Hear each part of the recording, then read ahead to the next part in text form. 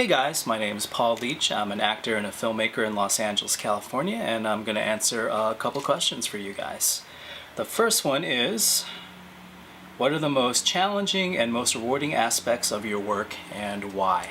So obviously the most rewarding aspect of my work, or most artists' work, is to actually do the art. I mean, that part is the best. If you're able to communicate to an audience emotion or concepts, that is what art is all about. It's really to inspire, it's to innovate, it's to challenge, and if you're able to do that in a prodigious fashion, then that is the sweet spot. I think part of the problem with a lot of people, as far as their concept of being an artist goes, happens to be that they think that you need to feel everything. It's all about emotion, getting in touch with your emotion. The problem with that is that that's not really what art is. Just getting in touch with your emotions is really what you go to therapy for. You go to a therapist to get in touch with your emotions. That's not special.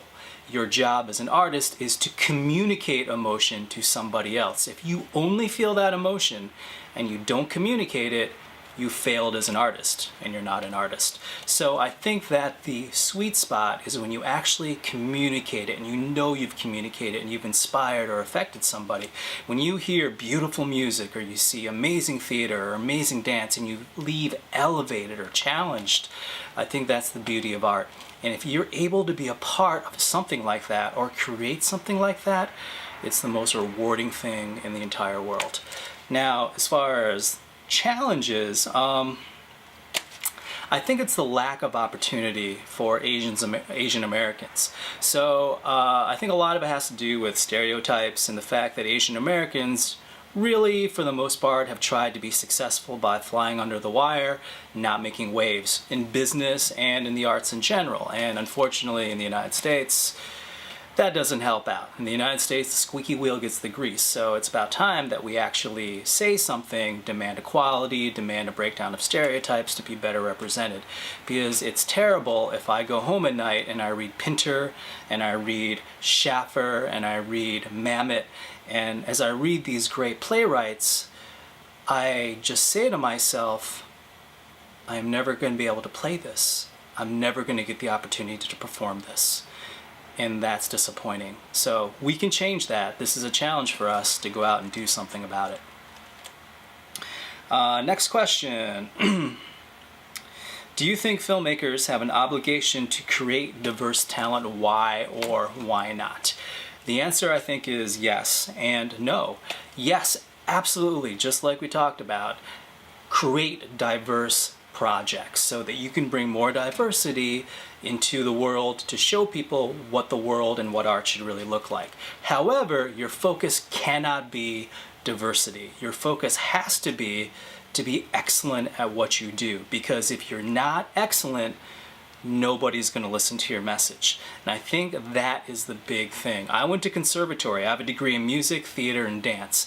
I was with the best people from all over the country. In that kiln, in that crucible, if I fell and I didn't do well and people just stepped over me, nobody cared. You had to pull yourself up. And if you didn't have as much talent as somebody, you had to outwork people to get better and better and better and better. And I kind of think that's what's lacking in the arts. Well, in New York you have it. In LA, where I am, most people would never get into conservatory. They're not good enough and they don't have the work ethic. So you get subpar, mediocre work. And I think that for you, as filmmakers, as actors out there, be better than that. You don't just wake up and play Rachmaninoff. You don't wake up and play Sonata Number 8 in C minor by Beethoven. If I told you that, hey, guess what? In 1 year, I'm going to be in Carnegie Hall playing Sonata Number 8 by Beethoven, you'd be like, you're crazy. Exactly. Acting, filmmaking, exactly the same. It's a skill, it's a talent. You need to be educated, you need to be great at what you do. So work hard so that you have a voice. Because if you don't work hard and you don't have talent, or you don't work hard to make up, maybe not the natural ability that some people have, then you're going to be left behind, and no matter what you say, no one's going to listen because you become irrelevant.